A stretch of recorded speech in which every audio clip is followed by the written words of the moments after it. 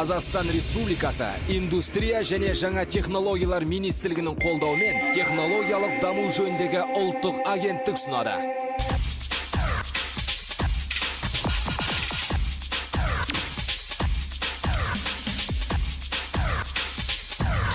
Пайымды идея тұңғиық су секілді, сүңгіген сайын тереңдей береді.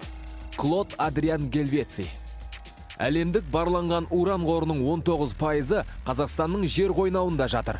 Бұл шамамен 1,5 миллион тоннаға тең. Ел аумағындағы уран қорлары геологиялық ұстанымы, генетикалық белгілері мен аумақтық ерекшеліктеріне орай Шу, Сарысу, Сырдария, Көкшетау, Маңғышлақ, Кіндіктас, Шиелі, Бетпақдала және Іле кен орындар болып бөлінеді. Баспасына сипаттама бере кетсек. Сырдария уран кенішінде қазақстандық қордың 20% жатыр. Кен жерасты шаймалау әдісімен алынады. Көкшетау уран кенішінде қазақстандық қордың 17% жатыр. Кен шахталық әдіспен алынады. Маңғышлақ уран кенішінде отандық қордың 2% жатыр. Қазір мұнда уран өндірілмейді. Кіндіктас, Шиелі, Бетпақдаланың басты кен орындары толық игерілген. Қазір қазақстандық қордың 0,5% жатыр. Іле кеніші қоңыр көмір қатпарларының жоғарғы қабатының тотуынан түзілген уран көмір кен орындарымен байланысты. Отандық қордың 6,5% өндіріссіз жатыр. Шу, Сарысу кенішінде қазақстандық қордың 54% жатыр. Оңтүстік Қазақстан облысындағы Созақ ауданы Таукент елді мекенінде орналасқан Таукент тау-химиялық кәсіпорны негізінен уран өндірумен айналысады. Мұндағы негізгі жұмыстар Қанжуған және оңтүстік Мойынқұм кен орындарында жүргізіледі. Жерасты байлығы ұңғылау әдісімен өндіріледі. Кәсіпорынның құрылу тарихы тым ардан басталады. Айталық, 1948-63 жылдары аэрорадиметрлік ізденістер нәтижесінде Шу, Сарысу депрессиясынан фосфат серияларының жоғары радиоактивтігі анықталады. 1972 жылы Қанжуған мен Мойынқұм, 4 жылдан соң Төртқұдық кен орны ашылады. 1981 жылдары уранды жерасты шаю жұмыстары жүргізіле бастады. Ал келер жылы орталық кен басқармасы құрылады. Бұдан кейінгі жылдар кен орнының даму жолын қамтиды. 1983 жылы ерітінділерді өңдеу химиялық зертханасы ашылды. 1985 жылы кенді ұңғылық сорғышпен көтеру процесі игерілді. 1986 жылы өнімді қайта өңдеудегі сығынды процесінің схемасы жүргізілді. 1988 жылы геофизикалық жұмыстарды қамтамасыз ету кешенінің жобасы іске қосылды. 1989 жылы аз кездесетін элементтерді сорвациялық тәсілмен ажырату қондырғысы іске қосылды. Бұдан кейін кәсіпорынның тәуелсіздік жылдарындағы даму тарихы басталады. Әлбетте, тоқтаусыз өрлеуге бет алған қиын кезеңдер.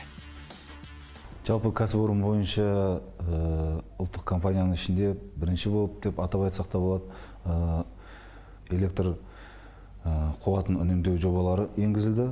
Оның ішінде күн қуаты арқылы электр энергиясын алу, соның ішінде батареялар деп айтады орысшасы, және электр қуатын аз пайдаланатын электр лампыларын пайдалану, және жер асты жылуын қолдану арқылы жылу шығаратын насостар, жылу насостарын қолдану.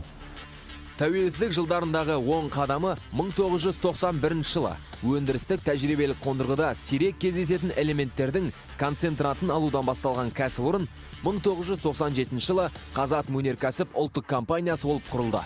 Содан бері тек ел экономикасына олжа салумен келеді. Мәселен, бір ғана Таукент тау-химиялық кәсіпорынның отандық уран өндірісіндегі үлес салмағын айтсақ жеткілікті. Кәсіпорынның жылдық өнімділігі 922 тонна.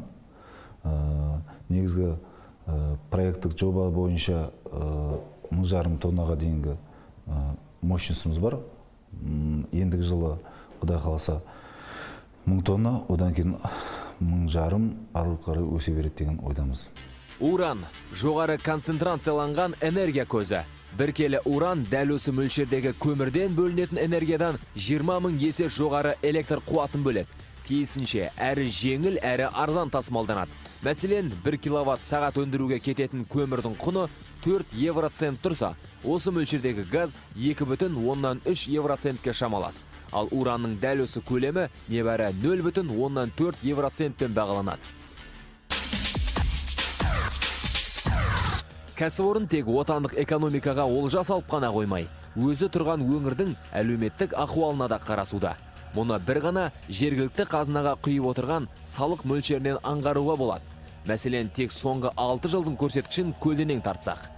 2006 жылы 616.330 теңге, 2007 жылы 982.498 теңге, 2008 жылы 1.168.000 теңге, 2009 жылы 960.228 теңге, 2010 жылы 416.142 теңге, 2011 жылы 407.960 теңге кәсіпорын қорынан жергілікті бюджетке аударылған. Мұның сыртында жас мамандарды баспанамен қамту бағдарламасы жолға қойылған. Ал кәсіпорындағы орташа жалақы 175.517 теңге. Афинаждау цехында қазіргі таңда 124 адам жұмыс істейді. Жалпы кәсіпорын бойынша 585 адам жұмыс істейді. Афинаждау Тау-Кенттің ең ірі цехы. Өнімді десорбатты экстракциялап, реакстракциялап, кристалды тұнбалап, тұнбаны жоғары температурада күйдіріп, табиғи уранның тотығын алатын цех. Осы орайда Тау-Кент Тау-Химия кәсіпорындағы уран өндірісінің процесіне кеңірек тоқталсақ. Қанжуған мен Мойынқұмда жерасты ұңғымалық сілтілеу әдісі арқылы алынған уран әуелі сол жерде ион алмасу әдісі арқылы өңделеді. Сөйтіп Афинаждау цехына жеткізіліп, табиғи уранның химиялық концентратын алады. Өндірісті автоматтандыру және басқару учаскесі өндіру, өңдеу және афинаждау цехтарындағы технологиялық өндірістерді автоматтандыру және диспетчеризациялаумен айналысады. Диспетчерлік бөлмеден бақыланып, ФГ-45 қондырғысына тапсырма беріледі. Ол жерден пештен шыққан дайын өнімнің газ бойынан жеңіл түрдегі газбен ұшқан дайын өнімді ұстап қалады. Маңайдағы 3 кен орнынан жиналған сұйық күйіндегі уран осындай су қоймаларда жиналып тұндырылады. Осылайша күніне 62.000 куб ерітінді құбырлар арқылы зауытқа жіберіледі. Бұл процестің бел ортасында технологиялық арнаулы көлік учаскесі жүреді. Учаскенің міндеті өндіріс бөлімшелерін үздіксіз технологиялық жұмыстарға қажетті арнаулы техникамен қамтамасыз ету. Ал кенді сору, құю және бақылау бұлай өрбейді. Құю ұңғыларына берілетін сілтілеу ерітіндісінің құрамындағы қышқыл азайтылып, өнім магистральдық тасымалдау құбыр арқылы тұндыру бассейніне құйылады. Сөйтіп ерітінді құрамындағы механикалық майда қоспалар тұндырылады. Артынша ионитті сорбациялық колонналарға жөнелтіледі. Мұнда уран ион алмасу ионитінің бойына сүзіліп, одан шыққан ерітінді геотехникалық алаңға өтеді. Ал бұдан әрі уранмен қаныққан ионит бойынан селитра ерітіндісімен уран бөлініп өнім алынады. ФГ-45 қондырғысы бұрын тәулігіне 4,5 тонна дайын өнім шығарса, қазіргі уақытта үстінен 500 килограмм қосып 5 тоннаға жетіп отыр дайын өнім. Тау-Кент Тау-Химия кәсіпорны мардымды өнім алумен қатар еңбек және қоршаған ортаны қорғау мәселесіне де баса назар аударып отыр. 90 сайын таяу төңіректегі елді мекендерде радиациялық мониторинг жүргізіліп тұрады. Өндірісте экология және биоресурстық радиациялық қалдықтарды залалсыздандыру орны жұмыс істеп тұр. Пештерде қайнатылған уран газын ауаға таратпау үшін мұржаларға сүзгі қою арқылы зауыт өндірісті қалдықсыз жұмыс етіп қана қоймай, аймақтың экологиялық ахуалын қорғауға да үлес қосып келеді.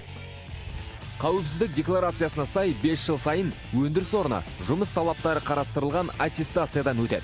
Кәсіпорын еңбекті қорғау және техникалық қауіпсіздік бойынша жыл сайын өтетін республикалық қоғамдық байқаудың 2004, 2007, 2010, 2011 жылдардағы жеңімпазы.